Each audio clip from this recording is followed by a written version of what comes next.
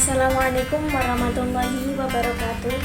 Perkenalkan, nama saya Ria Abdulhidayati dengan NIM 240701002 dari Prodi Pendidikan Jasmani Kesehatan dan Rekreasi Fakultas Keguruan dan Ilmu Pendidikan. Nah, di sini saya akan menjawab beberapa soal yang ada di dalam buku Aswaja ini beserta jawabannya.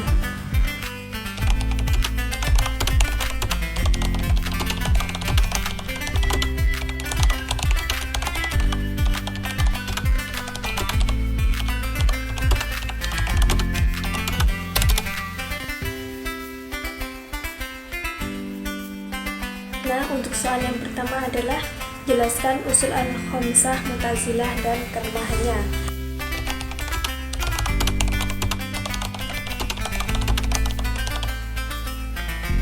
Jawabannya adalah akidah dalam ajaran Mu'tazilah. Ulama Mu'tazilah Abu Hasan al-Hayyat dalam kitab Al-Ihtisar menyatakan tidak ada seorang pun yang berhak disebut sebagai Mu'tazili atau pengikut Mu'tazilah hingga ia menghimpun 5 ajaran. Yang pertama yaitu Tauhid, artinya keesaan Allah. Yang kedua Adil, artinya keadilan. Yang ketiga Al-Wa'd wal Al-Wa'id, artinya janji dan ancaman. Yang keempat Al-Manzilah baina Al-Manzilatain, atau tempat di antara dua tempat. Yang kelima adalah Al-Amru bil Al-Ma'ruf wal An-Nahyu an Al-Munkar, yaitu menyeru kepada kebajikan dan mencegah kemungkaran. 5 dasar utama atau al-usul al-khamsah inilah yang menjadi prinsip kelompok Mu'tazilah, sekaligus berfungsi sebagai rukun iman bagi mereka.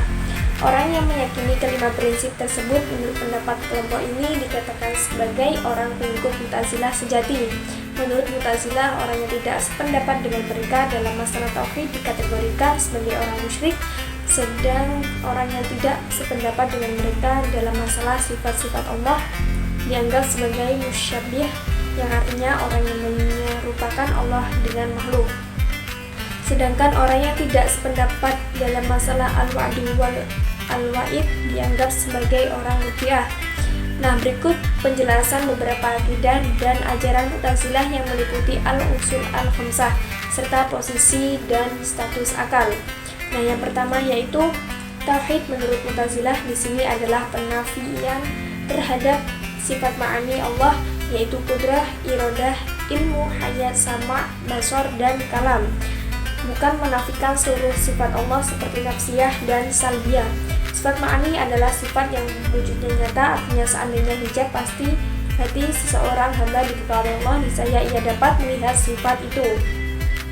Oleh karena itu, sifat ma'ani ini mempunyai wujud nyata, maka mereka menafikan sebagai sebab apabila sifat ini tidak dinafikan, maka akan timbul ta'adud al-qudama, atau banyak perkara kodim, yaitu zat Allah, kudrah, iradah, ilmu, hayat, sama, basar, dan kalam.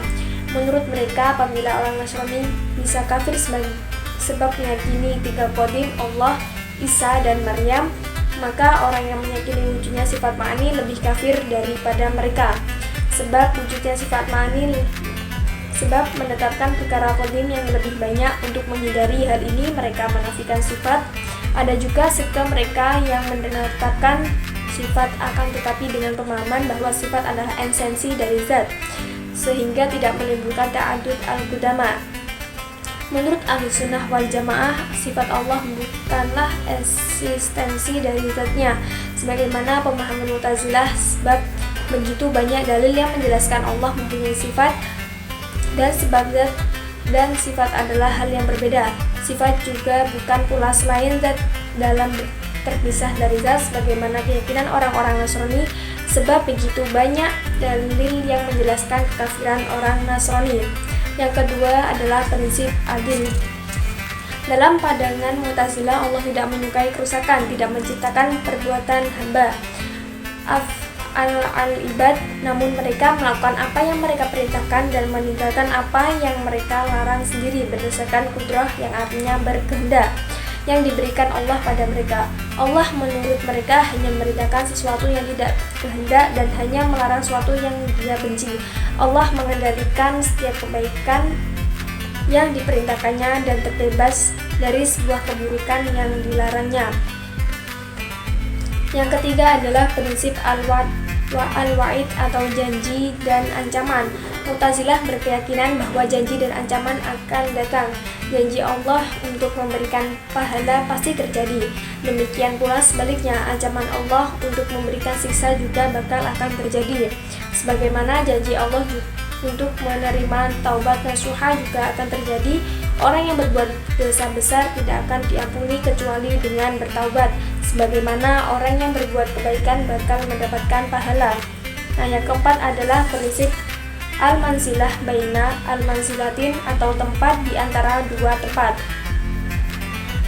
Al-Syahratani dalam Al-Mi'ad wal-Anihal mengutip pendapat Wahid bin Atha bahwa iman itu ibarat poin-poin kebaikan. Jika poin-poin itu berkumpul, maka seorang dinamakan sebagai mukmin, dan itu adalah predikat terpuji. Sedangkan orang fasik tidak mengumpulkan poin-poin kebaikan juga tidak mendapat predikat terpuji. Oleh karena itu, ia disebut sebagai mukmin, namun juga tidak kafir karena syahadat dan kebaikan-kebaikan lain telah ia penuhi. Tapi jika ia keluar dari dunia membawa dosa besar tanpa bertaubat, maka ia termasuk ahli neraka selama-lamanya. Karena di akhirat itu hanya ada dua kelompok, satu di surga, satu di neraka. Namun orang itu siksanya di neraka dikurangi. Nah, yang terakhir atau yang kelima adalah prinsip amar ma'ruf nahi mungkar. Prinsip ini berfungsi untuk menyebarkan Islam dan memberikan pencerahan bagi orang-orang yang tersesat, juga untuk menangkal serangan orang-orang yang berusaha mencampur-adukan atau talbis antara orang benar dengan orang yang salah atau tarikh al-manzahib. Nah, itu adalah jawaban dari soal tersebut.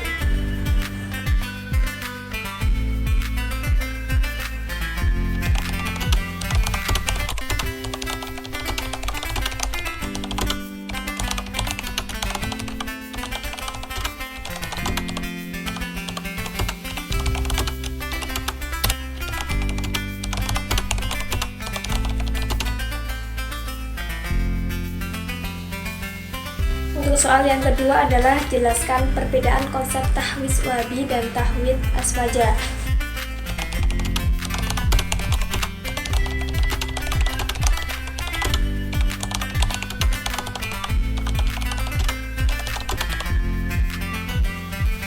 Nah, jawabannya adalah konsep tahwidz atau memasrahkan makna kepada Allah. Wahabi berbeda dengan konsep tahwidz salafus saleh. Menurut Wahabi, ayat-ayat mutasyabihat atau ayat-ayat yang secara zahir memberi kepahaman bahwa Allah sama dengan makhluk tidak boleh ditakwil dan harus ditafsir. Namun tafsir mereka berbeda dengan tafsir salafus saleh. Tahwidz Wahabi berbeda dengan tahwidz salafus saleh karena Wahabi memaknai kata yad terlebih dahulu dengan makna zahirnya, yakni yad dimaknai tangan, baru kemudian masrahkan bagaimana tangan disebut kepada Allah Ta'ala. Hal ini lafaz tahwid sebelum ditahwid dimaknai zahirnya terlebih dahulu oleh Wahabi. Mereka menentukan makna zahir istiwa terlebih dahulu. Maka zahirnya adalah istaqara atau bersemayam. Lalu setelah itu mereka mentaswib atau memasrahkan bagaimana Allah Ta'ala bersemayam. Hal ini sangat berbeda dengan konsep tahwidz salafus saleh yang diikuti oleh Ahlussunnah wal Jamaah An-Nabliyah yang dalam memahami ayat mutasyabihat seperti istiwa bagi Allah. Para salafus saleh mentafwid atau memasrahkan maknanya lafaz istiwa tanpa mengartikannya terlebih dahulu di dalam makna bahasa atau istaqara atau bersemayam. Salafus saleh yang berpendapat yang jelas makna zahirnya lafaz istiwa tidak dikehendaki. Nah, itu adalah jawaban dari soal tersebut.